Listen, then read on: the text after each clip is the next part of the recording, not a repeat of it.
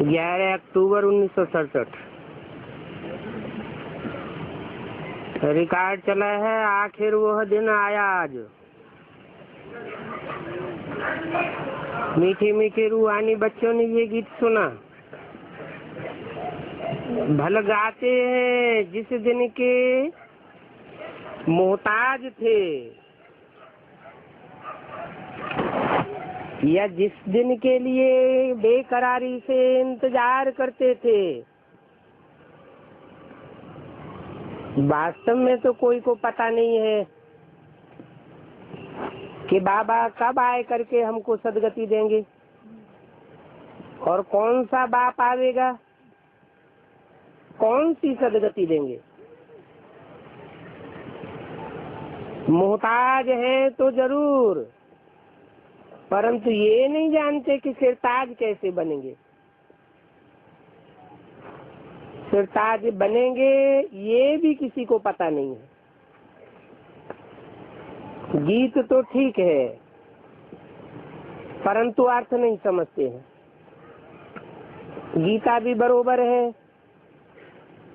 बाप ने ही राजयोग सिखाया और मोहताज से सिरताज बनाया, परंतु सिरताज बनाने वाले को मनुष्य जानते नहीं है। तुम भी नहीं जानते हो। जब सत्य बाप का संग होता है तब ही मालूम पड़ता है। बाप बतलाते हैं, तुम जो सिरताज थे अब मोहताज बन गए हो। ये बात और कोई की बुद्धि में नहीं होगी। तुमको भी नहीं मालूम था कि सत्य चक्र कैसे फिरता है और देवताओं का राज्य कहाँ गया, कुछ भी नहीं जानते। अभी बाप ने ये गुह्य राज समझाया है और इन गुह्य बातों को कोई मनुष्य समझा नहीं सकता। समझावेंगे भी कहाँ से, वो तो बाप को ही नहीं जानते हैं। बल शिव की पूजा करते हैं, शिव काशी तो नाम ही ग्रामी है। कहते हैं कि शिव वहाँ वास करता होगा। अभी तुम बच्चे जानते हो शिव बाबा इस शरीर में वास करते हैं। आगे तुम भी कुछ नहीं जानते थे। अभी बाप पढ़ाते हैं, तुम्हारे में भी नंबरवार पुरुषार्थ अनुसार समझते हैं। याद की यात्रा में रहते हो और दैवी गुणों का पुरुषार्थ कर रहे हो। ये सिद्ध होता है कि गरीबी निवाज बाप ही इस मोहताज भारत को फिर सिरताज बनाते हैं। भारत अभी मोहताज है, हर एक का मुंह ताकता रहता है।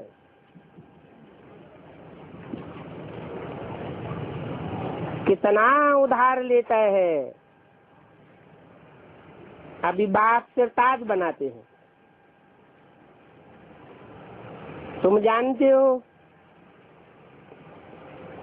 कि अभी हमको ईश्वर राजयोग सिखाए रहे हैं, जिस राजयोग से हम सिरताज बनेंगे। अभी हम योगेश्वर योगेश्वरी हैं, ज्ञानेश्वर ज्ञानेश्वरी भी है, क्योंकि ईश्वर हमको योग सिखाए रहे हैं। ईश्वरी सिखलाते हैं कि मेरे साथ कैसे योग लगाओ। अभी तुम्हारा ईश्वर के साथ योग है और यह योग संगम युग में ही होता है और कोई युग में होता नहीं। और जो भी है वो योग तो सिखलाते हैं, परंतु ब्रह्म के साथ। ब्रह्म कहो, ब्रह्मा कहो, तत्व कहो, तो तत्व के साथ योग लगाने से बुद्धि जड़त्व में ही बनेगी। तुम्हारी आत्मा समझती है। अभी हमारा बाबा के साथ बुद्धि योग है।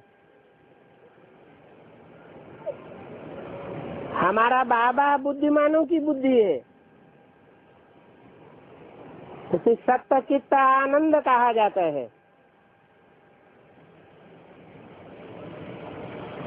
तत्व की बात ही नहीं। कहाँ 5 तत्व है, जड़त्वमयी, और कहाँ हमारा बाबा। तुम्हारी आत्मा समझती है। अभी हमारा बाबा के साथ बुद्धि योग है और उन्हीं की याद हमको रहती है। तुम हो गए ये ज्ञानेश्वर ज्ञानेश्वरी, योगेश्वरी योगेश्वरी, क्योंकि ईश्वर तुमको राजयोग सिखाते हैं। बाप कहते हैं, मीठे मीठे बच्चे, तुम आत्माओं को योग सिखाता हूँ। तुम आत्मा हो ना, तुम देह तो नहीं हो। अभी तक तुम अपन को देह समझते थे। मुझे तो ईश्वर कहते हैं। ईश माना शासन करने वाला, वर माना श्रेष्ठ, अर्थात श्रेष्ठ के श्रेष्ठ शासन करता मैं हूँ। और जो भी शासन करने वाले होते हैं वो सब नीचे गिराते हैं। देवताएं भी खुद नीचे गिरते रहते हैं। वो देवताएं तो कोई ऊंचे उठा ही नहीं सकते। देवताओं को भी देवता बनाने वाला मैं हूँ। तो मुझे ईश्वर कहते हैं। मैं तुम्हारा बाप भी हूँ।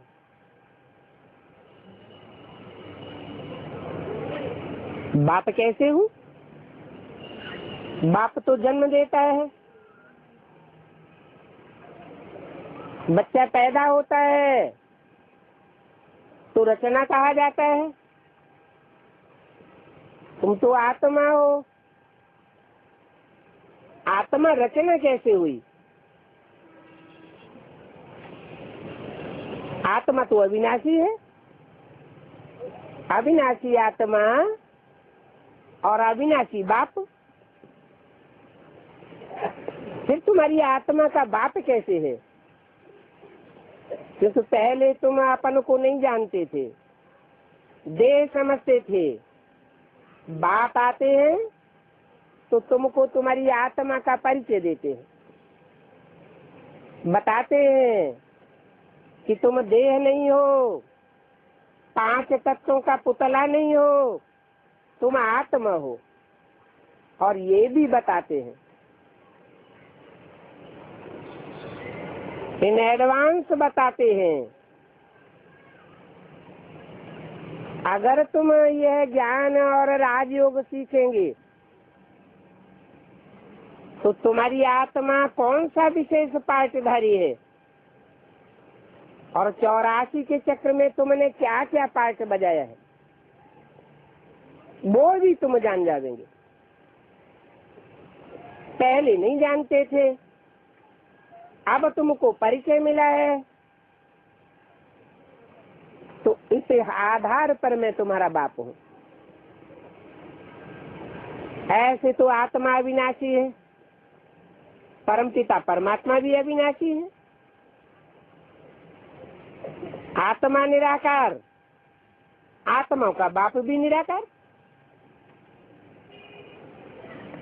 मेरी आत्मा का नाम शिव है और तुम्हारे शरीरों का नाम पड़ता है। 84 के चक्र में तुमने जितने शरीर लिए उन शरीरों का अलग अलग नाम पड़ता है। भक्ति मार्ग में शास्त्र पढ़ते हैं,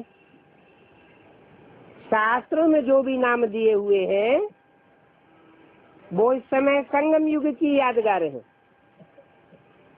जो भी नाम है सब काम के आधार पर है। दुर्योधन जिसने दुष्ट युद्ध किया, नीति नियम प्रकार युद्ध नहीं किया। आज बाप कहते हैं सब पुरुष दुर्योधन दुशासन है। दुष्ट युद्ध करने वाले हैं, द्रौपदियों को भरी सभा में नगन करने वाले हैं।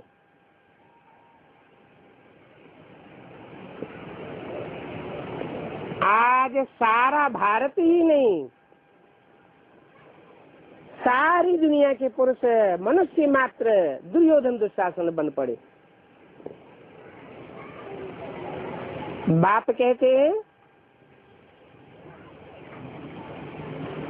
अब मैं इस दुनिया को श्रेष्ठ बनाने आया हुआ हूँ, परंतु उसके लिए मैं कोई शक्ति का इस्तेमाल नहीं करता, कोई हिंसा नहीं करता हूँ। सहज सहज ज्ञान और सहज राजयोग का इस्तेमाल करता हूँ। जो सहज ज्ञान सीखेंगे, सहज राजयोग सीखेंगे, वो जरूर नर से नारायण और नारी से लक्ष्मी बनेंगे। आत्मा काम करने वाली है, परंतु नाम शरीर के ऊपर होता है। जैसा जैसा काम करते जाते हैं वैसे वैसे नाम पढ़ते जाते हैं। उनका फिर है आत्मा का नाम, क्योंकि उनका अपना शरीर नहीं है, पराये शरीर में प्रवेश करते हैं। उनकी आत्मा का ही नाम शिव है। वो आत्मा जैसे जैसे शरीर धारण करती जाती है वैसे वैसे नाम बदलते जाते हैं।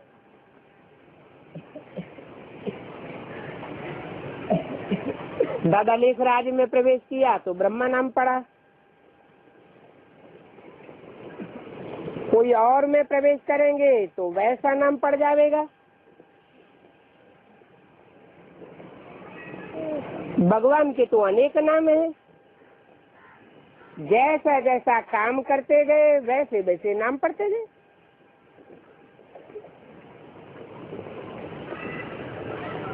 उनको कहा जाता है परमात्मा। अब आत्मा तो कोई छोटी बड़ी होती नहीं, कोई परम, कोई क्षुद्र, ऐसे तो कोई आत्मा को कहेंगे नहीं, कर्तव्य के आधार पर ही कहेंगे। तो मेरा नाम परमात्मा है, जरूर परम कर्तव्य करके जाता हूँ।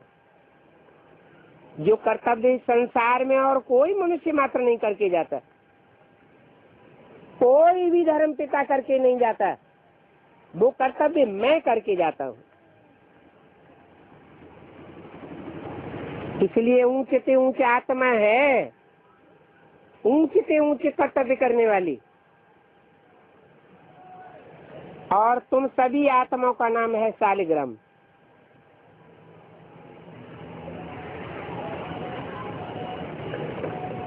शाली चावल को कहा जाता है।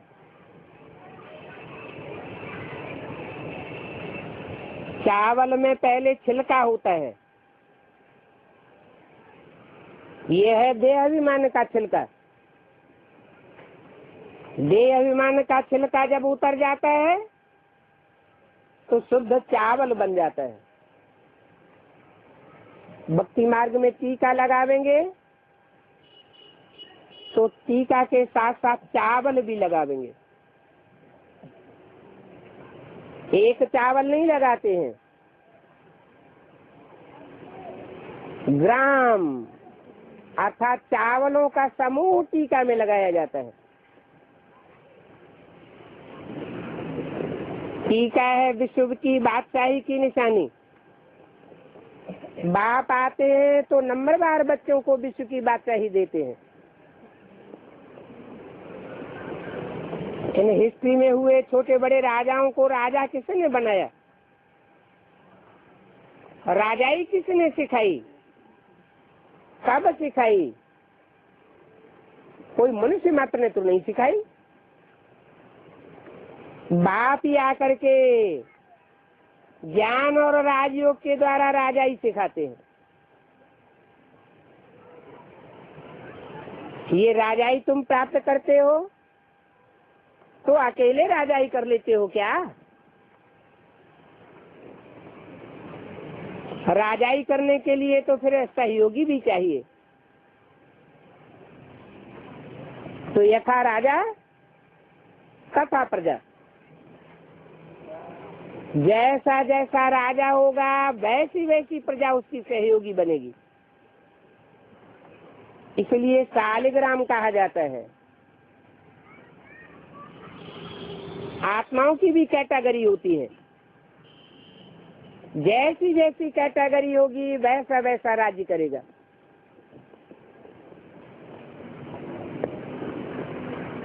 उनको शिव कहते हैं, उनको शालिग्राम कहते हैं। शालिग्राम को रुद्र भी कहते हैं। और रुद्र शिव का नाम नहीं है। शिव तो सदा ही कल्याणकारी है, उसे सदा शिव कहा जाता है। लेकिन शिव जिसमें प्रवेश करता है मुकर्रर रूप से, वो रौद्र रूप धारण करता है। रौद्र अर्थात विकराल रूप। रुद्रमाला भी उनकी बनाई जाती है।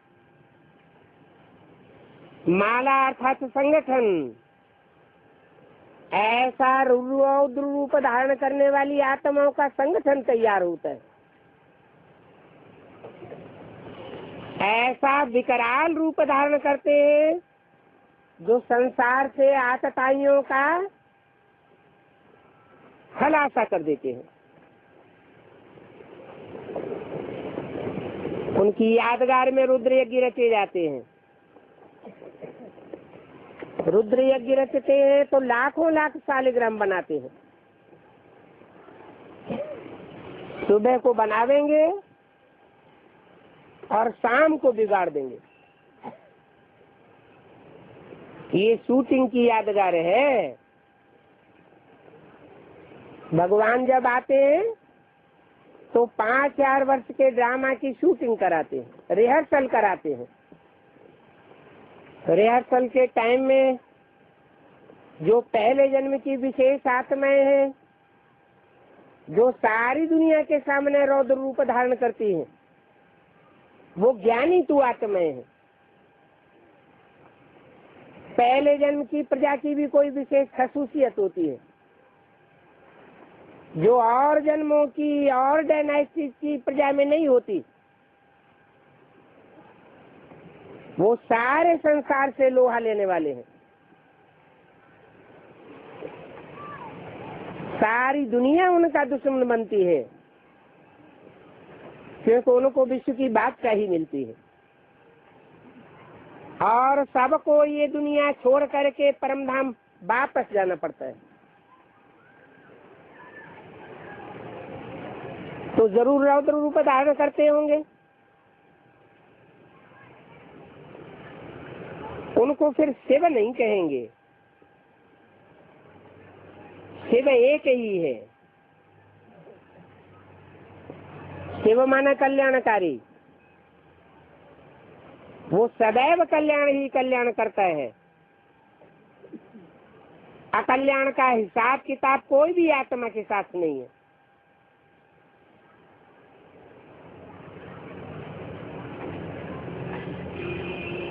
शालिग्राम मिट्टी का बनाए, उनकी बैठ पूजा करते हैं। मिट्टी का अर्थ क्या है? मिट्टी अर्थात देह अभिमान। देह अभिमान होता है तो विनाश होता है, अपवित्रता से होता है विनाश और पवित्रता से होती है स्थापना। जो स्थापना करते हैं वो पालना भी करते हैं। फिर पूजा कैसे होती है? पूजा का आधार है पवित्रता। जरूर ऐसी पवित्रता धारण की है जो मुंड की यादगार है। मुंडमाला कहो, रुद्रमाला कहो, शंकर के गले में रुद्रमाला मुंड की माला है। वो महाकाल है। महाकाल के साथ महाकाली भी सहयोगी है। उनको भी मुंड दिखाए जाते हैं।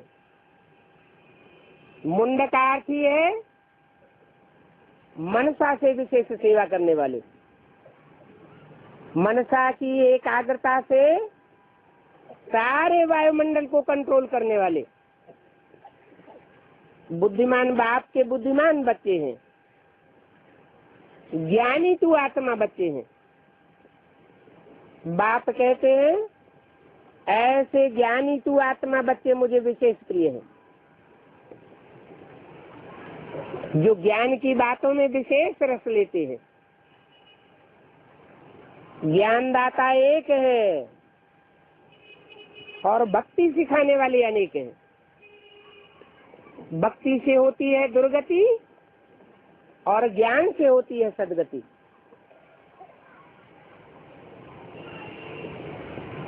एक से ज्ञान आता है, अनेक से अज्ञान आता है। एक से ज्ञान लेंगे तो अब विचारी ज्ञान होगा, अनेकों से ज्ञान सुनेंगे तो विचारी ज्ञान हो जाएगा। विचारी ज्ञान भक्ति की पैदाइश करता है, भक्ति से दुर्गति होती है। तब कहा जाता है एक है साधे सब सद है, सब साधे सब जाए। एक की आराधना करनी चाहिए, एक की उपासना करनी चाहिए। तुम तो चैतन्य आत्मा हो, अपन को आत्मा समझो। हम आत्मा का योग बाबा के साथ है। बाबा कहा ही जाता है साकार निराकार के मेल को। कौन सा साकार?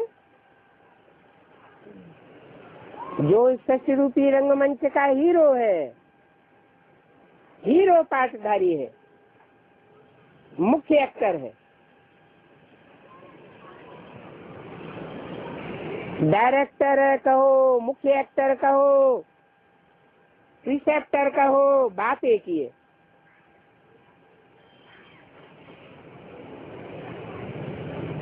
अभी हम योगेश्वर और ज्ञानेश्वरी हैं, आगे चल करके राज राजेश्वरी बनेंगे। ईश्वर आते हैं तो राजाओं का राजा बनाते हैं, और योग भी बाप सिखलाते हैं, ज्ञान भी बाप ही देते हैं। राजाओं का राजा भी ईश्वर बना सकते हैं। अब तुम बच्चे जानते हो हम अपनी गवर्नमेंट स्थापन कर रहे हैं। हमारी गवर्नमेंट होगी, हमारी राजधानी होगी। अब इसी गवर्नमेंट का हेड कौन है? कहेंगे परमपिता परमात्मा। गीता में दिखाया है, कृष्ण भगवान वाच।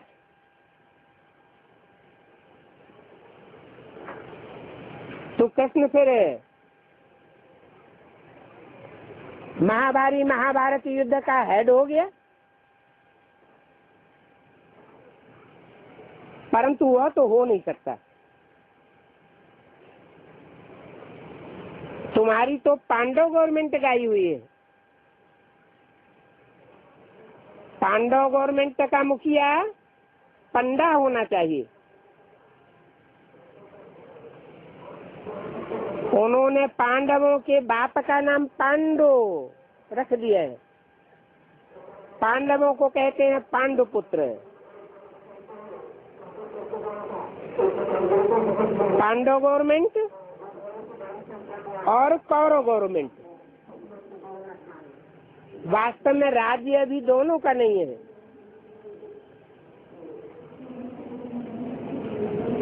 कुरु नाम क्यों रखा गया? कुरु से बने कौरव, पांड से बने पांडव। पंडा अर्थात रास्ता दिखाने वाला। दुनिया में सच्चा रास्ता दिखाने वाला कोई है ही नहीं। वो पंडित तीर्थ यात्रा कराते हैं, तीर्थ यात्रा में जाते हैं, वापस आ जाते हैं, फिर पतित बनने लग पड़ते हैं। बार बार तीर्थ यात्रा में जाना पड़ता है। और ये बाप तो एक ही बार आकर के यात्रा कराते हैं, और ये है रूहानी यात्रा। एक बार यात्रा पूरी हुई तो फिर इस नार की पतित कलिबी दुनिया में वापस आना नहीं हो सकता। फिर हम जावेंगे नई दुनिया में, जैसे तुम सच्चे पंडे के पुत्र हो। पंडे के पुत्र अर्थात पांडव, जैसे ब्रह्मा के पुत्र ब्राह्मण, विष्णु के फॉलोअर वैष्णव, एक मात्रा बढ़ जाती है बच्चे के अर्थ में, फॉलोअर के अर्थ में। तुम कोई कौरव नहीं हो, कौरव है कुरु की संतान। वो समझते हैं जो कुछ दुनिया में होता है हम करते हैं, वो अपन को आत्मा नहीं समझते। वास्तव में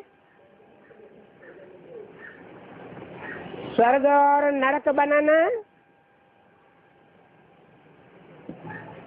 ये श्रीमत के अनुसार होता है।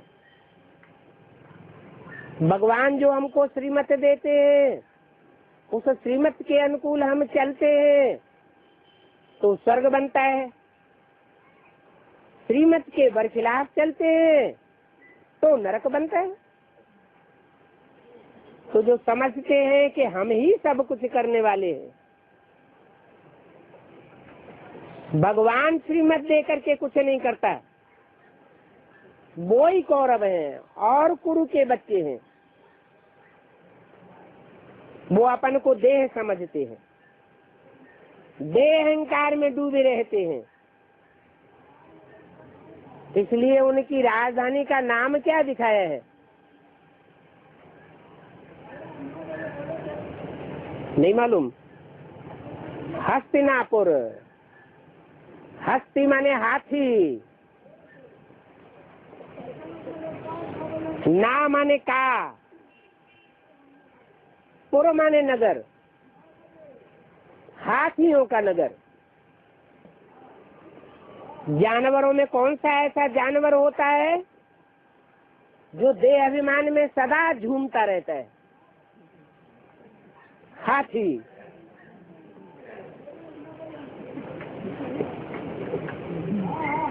इसलिए उनका राजधानी का नाम शास्त्रों में रखा है हस्तिनापुर। और पांडवों की राजधानी का नाम क्या रखा? इंद्रप्रस्थ। इंद्र कहा जाता है राजा को, जो इंद्रियों पर जीत पाने वाला है। इंद्रियों पर जीत पाने वाला अर्थात राजा इंद्र। पुर माने नगर, इंद्रियों पर जीत पाने वाले का नगर। तो एक तो नहीं होगा, उनका भी हुजूम होता है। इंद्रियों पर जीत वो ही पा सकते हैं जो आत्माभिमानी हो। आत्माभिमानी होंगे तो परमपिता परमात्मा याद आवेगा। देह अभिमानी होंगे तो बाप की याद आ नहीं सकती। तुम्हारा स्टैंप भी बना हुआ है, तुम्हारा स्टैंप है त्रिमूर्ति शिव का।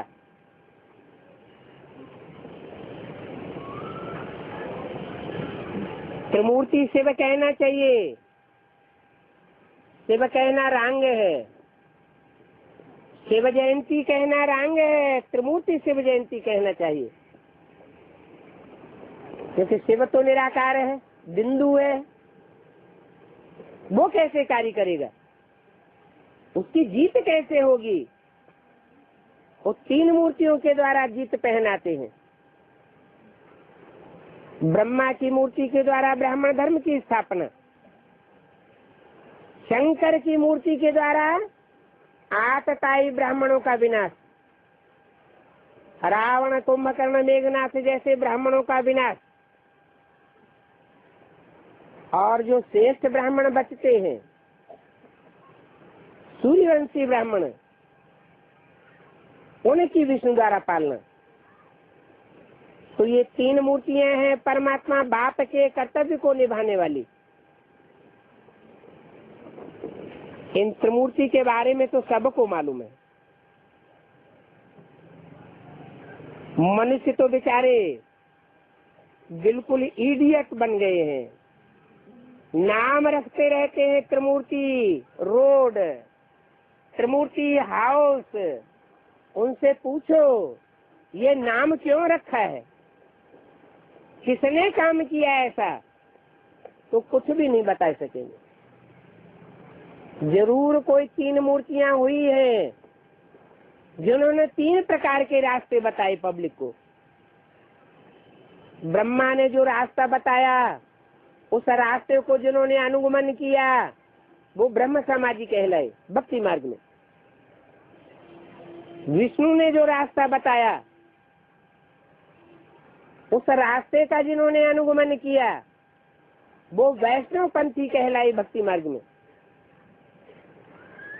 और शिव ने जो रास्ता बताया, वास्तव में शिव बिंदु के रूप में तो कोई रास्ता बताते नहीं, वो तो शंकर में प्रवेश करके रास्ता बताते हैं। तो डायरेक्ट शिव शंकर भोलेनाथ से जिन्होंने सुना और सिर्फ उसी का अनुगमन किया, वो शैव समाजी कहे गए। तीन मूर्तियों में सबसे ऊंचा तबक्का है शंकर का, जिसे लोग शंकर को शिव समझ लेते हैं। वास्तव में शिव शंकर अलग अलग आत्माएं हैं। शिव है सदैव कल्याणकारी, सदा शिव कहा जाता है।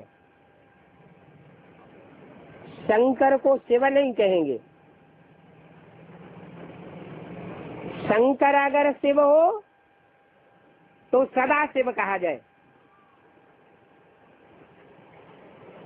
शिव बाप आते हैं, बच्चों को आप समान तो बनाते हैं,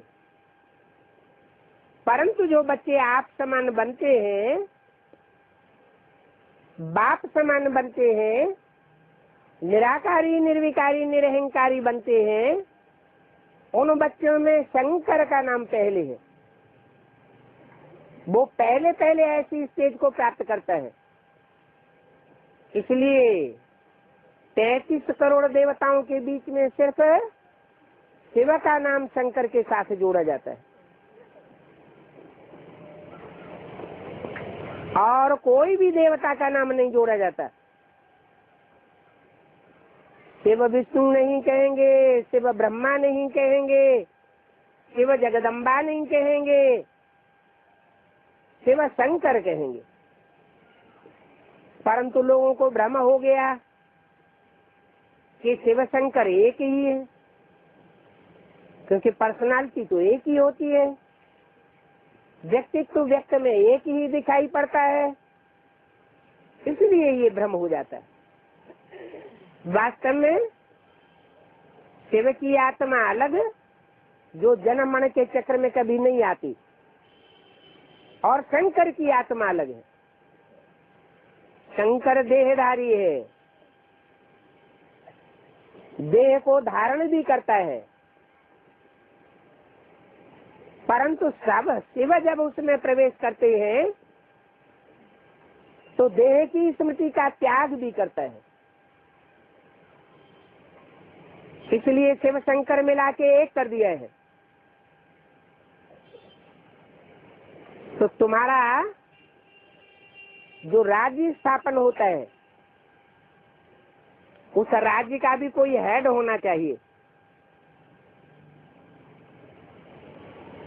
उन्होंने तो कृष्ण भगवान वाक्य लगाई दिया है। वास्तव में कृष्ण वाच्य नहीं करता। कृष्ण कोई भगवान नहीं है। बाप कहते हैं कृष्ण तो सतयुग का पहला पत्ता है। पहले पत्ते को जन्म देने वाला कोई बीज रूप बाप भी होगा। पत्ते में ज्यादा ताकत होती है या बीज में ज्यादा ताकत होती है? बीज शक्तिशाली होता है, बीज को बाप कहा जाता है। इसलिए मनुष्यों की लिखी हुई गीता में भी लिखा है, हम बीज प्रद पिता, मैं ज्ञान का बीज बोने वाला पिता हूँ। तो जो पिता है वो निराकार और साकार का मेल है। मनुष्य तो नहीं जानते हैं, पहले तुम भी नहीं जानते थे, अभी तुमको समझाया है। त्रिमूर्ति की 3 मूर्तियां हैं नीचे, और 3 मूर्तियों के ऊपर है शिव।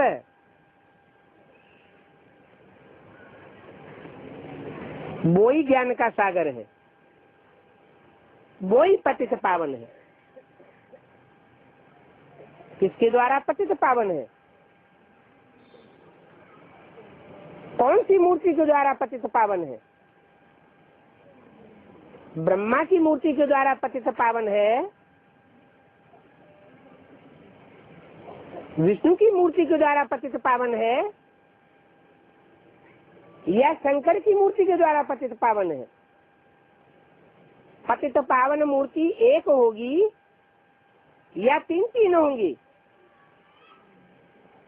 पतित पावन तो एक ही है, जिसको कहते हैं बाप टीचर सदगुरु।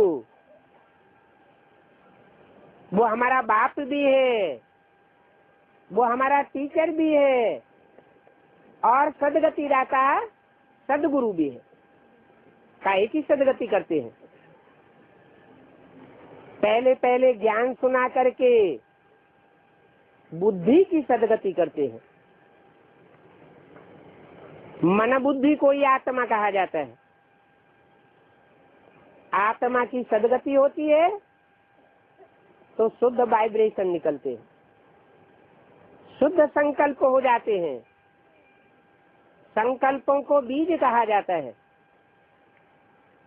कहते हैं ब्रह्मा के संकल्प से सृष्टि रची गई, तो नई सृष्टि रची होगी। नई को सतो प्रधान कहा जाता है। जिस सतयुग की नई दुनिया की सृष्टि रची वो सत्य संकल्पों से रची गई। तामसी संकल्पों से नई दुनिया की सृष्टि नहीं रची जा सकती। परंतु ब्रह्मा तो अनेकों के नाम है। कहते हैं चतुरानन ब्रह्मा, पंचानन ब्रह्मा। तो सतो प्रधान सृष्टि रचने वाला एक होगा या अनेक होंगे? जरूर एक होगा।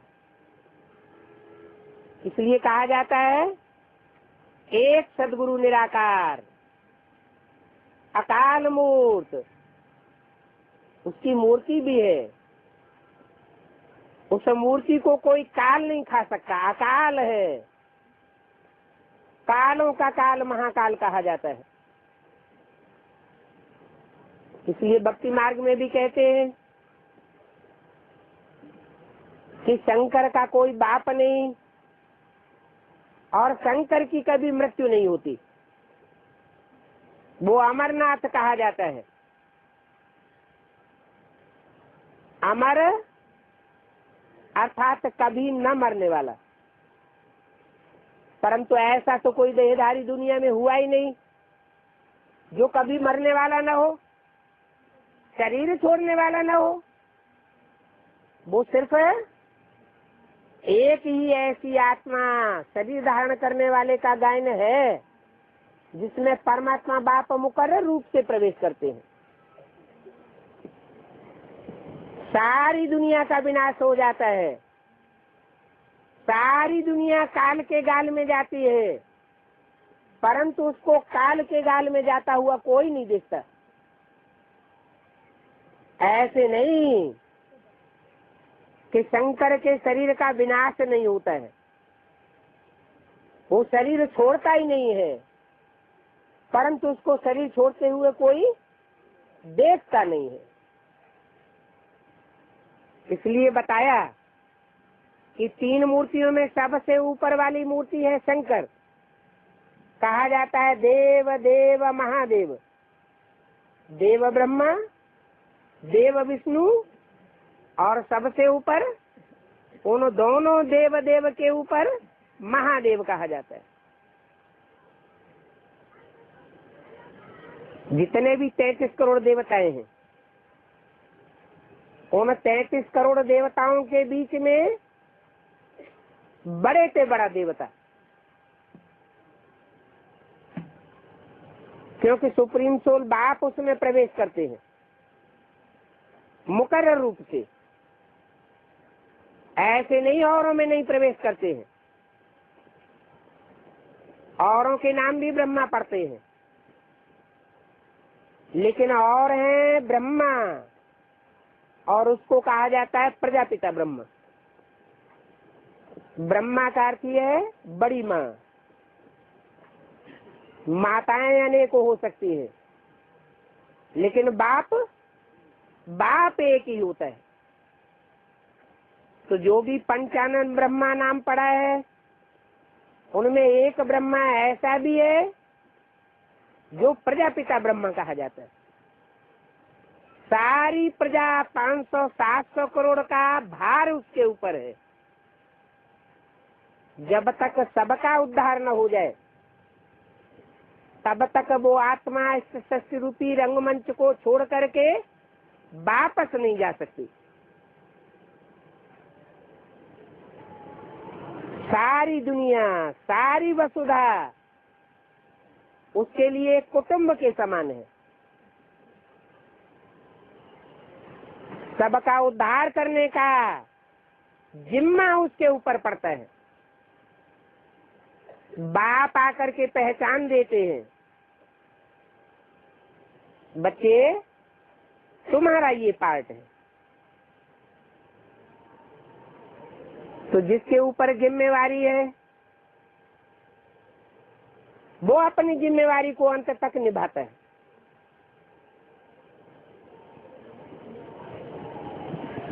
बनता भी है राजाओं का राजा, बनाने वाला है बाप। उनका स्टैंप तो जरूर होना चाहिए। सतयुग का स्टैंप तो फिर और होगा।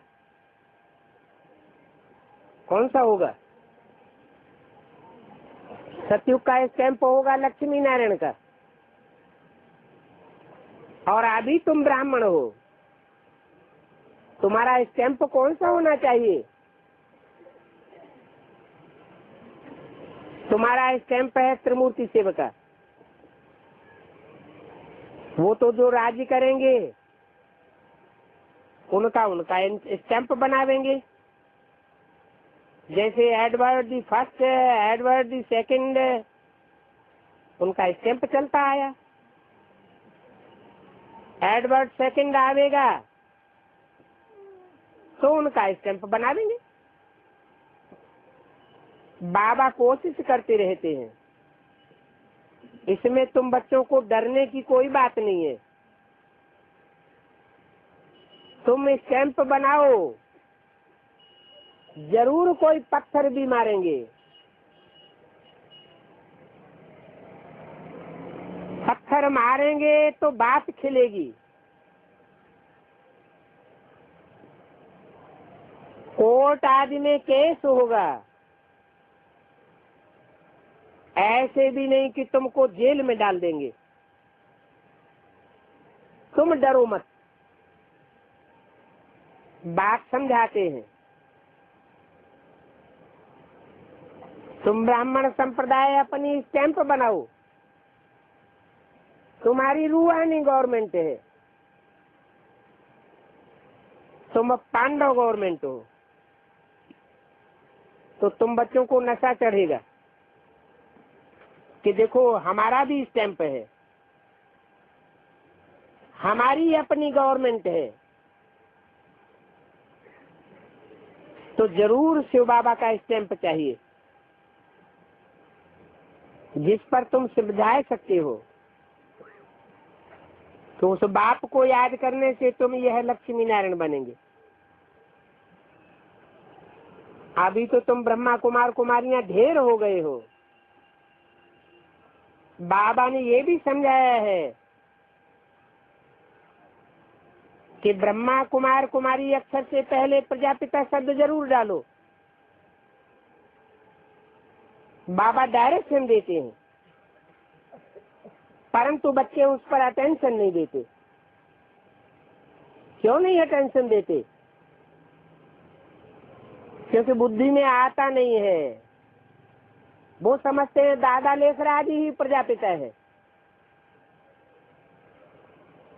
परंतु दादा लेखराज तो प्रजापिता हो नहीं सकता। क्यों नहीं हो सकता? प्रजा है तो प्रजा के साथ प्रजापिता भी चाहिए। ब्रह्मा सूक्ष्म वतनवासी बन सकता है, लेकिन प्रजापिता सूक्ष्म वतनवासी नहीं बन सकता। प्रजा 500 करोड़ है, 500 करोड़ प्रजा का उद्धार करना प्रजापिता की जिम्मेवारी है। प्रजापिता अंत तक रहेगा, इसलिए ब्रह्मा को प्रजापिता नहीं कह सकते। मुरली में भी बोलते हैं ब्रह्मा सूक्ष्म वतनवासी है, प्रजापिता है तो दुनिया का वासी है। सूक्ष्म वतनवासी को प्रजापिता थोड़े कहेंगे। तो प्रजापिता अक्षर जरूर लिखना है। अच्छा, बच्चों को ओम शांति।